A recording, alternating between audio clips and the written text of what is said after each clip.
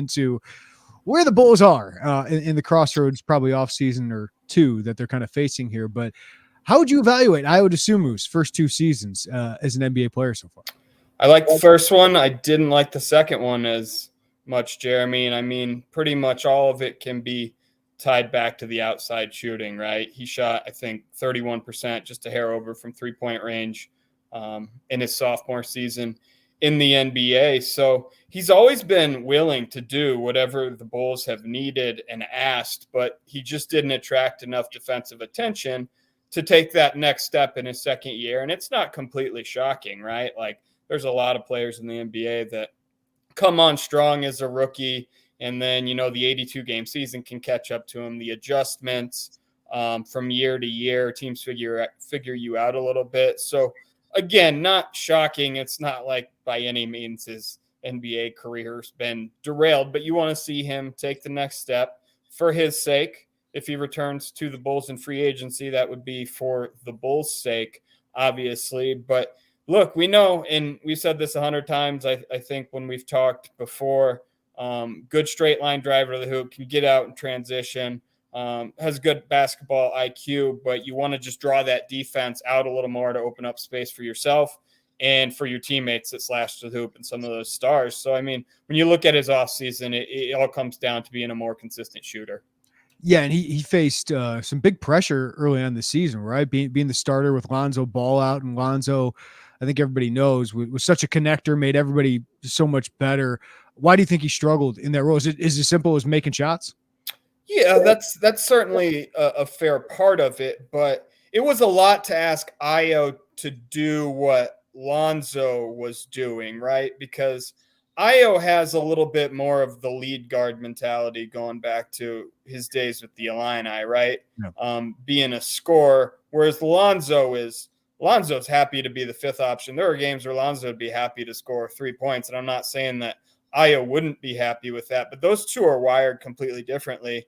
And then when Lonzo's out for a whole year, and he's not expected to play this upcoming year either, so we know how extensive those knee injuries are for him, it's really hard to ask Ayo to do what Lonzo was doing. And I think the Bulls were just kind of at a crossroads with their identity without Lonzo, because he's a premier defender. He's a high-volume, good three-point shooter, and Ayo is neither of those yet. Lonzo's a great hit-ahead passer, whereas Ayo's more the guy that gets out on the break with the ball or gets the ball. So those things that they're asking him to do weren't natural to Ayo. Then you go into some of the things that it felt like were a little more natural to Ayo, like especially as a rookie. He had a pretty good connection with Nikola Vucevic, who the Bulls just re-signed on a 3-year deal. They had a good connection in the pick and roll game for a few weeks, and then it's like the Bulls didn't do a lot of that with those two. So he's the fifth option, and ask him to be a traditional point guard, do things that he didn't want to do. Like, he's just better served for this Bulls team, obviously coming off the bench. And he did that late in the season once they added Patrick Beverley, but I think he started 51 games for the Bulls as a sophomore. And sometimes it was a rocky road for that team as they struggled to find their identity. And that's on Billy Donovan, that's on the star players, and then that's on Ayo to fit in as they see fit. He's a restricted free agent, Cody. Free agency starts on Friday evening. What are the scenarios for him this offseason? Yeah, so the Bulls extended the qualifying offer, which, because he started over more than half the games of the season, is $5.2 million. So at any time Ayo wants, he could sign that one-year contract for $5.2 million, but it sounds like he'd rather get a multi-year deal with more money guaranteed. So the Bulls will have matching rights in restricted free agency. If you're asking me for just one prediction, is he back or not, I would say more likely now that he's back with the Bulls than not. So I would say yes. And that's because, look, they like him. They love his attitude. The fact that they found him in the draft, and you want to draft and develop guys. So that is a tenet. Even though the Bulls have thrown away a lot of draft capital to get some guys, they still do want to draft and develop as much as they can. And he's an example of this, of value where you picked him, certainly. So it just depends on that cost. Like, the Bulls have some luxury tax questions. So, like, they're not going to sit there and get in a bidding war with anyone for Ayo, even if it's another team like that. We're not seeing $10-12 million a year here, a bidding war for Ayo annually, but they will be cognizant, I think is my point, of every few extra million with Ayo, which I think can kind of be a contradiction of other things they've done, right? Because Yeah. there wasn't much tension in the negotiations with Nikola Vucevic. They brought him back, even though they probably weren't bidding against many other teams or have too much competition for his services. So it seems like in this organization, there's like a threshold for the Bulls where if you're a star player or you're a veteran or whatever, it's like you just kind of get your way. You know what I mean? Io's not at that level yet. So I do think they'll be aware of the contract, but I would look for him to probably sign a 2-year deal with the Bulls. I mean, maybe there's a third year in there where the team has a little bit of control over the option, or perhaps non-guaranteed money, something like that. But if you're Io, I mean, you can share your opinion here too. Like what's better for you, right? Like it's probably better, even if it's 2 years, $8 million, to get that $8 million guaranteed rather than 1 year, 5.2 and right. Try to parlay it into something bigger. And that's not to say it's 2-8. Like it could be 2-10, 2-12. Who knows? I think $6 million would be certainly too much for Io annually, given what he's proved so far. But I mean, I think you're looking at a reasonable small contract that he can return to the Bulls on. Yeah, and I think there's value of him being in Chicago, right? I think, personally, there's some value there, and I just don't know if he hits the open market. Like, is anybody going to restricted free agency 2 years, $20 million? I mean, there's teams that got to spend money, Cody, but I just don't know if I was. Yeah, it's interesting, right?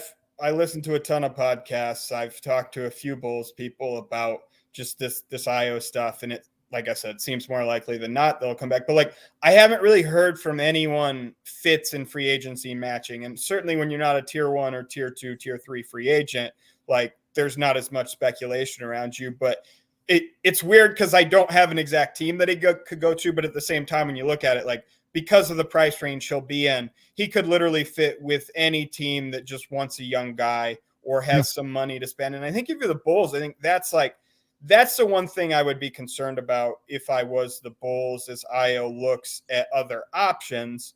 And we haven't got a read for him of like how much attachment to home or any sort of hometown discount he may be willing to give. But teams have to be within 90% of the salary floor when the season starts this year, right? So you got to be within 90%. Some of these young teams like took cap space into last season and didn't use it till later on extensions or take on back contracts.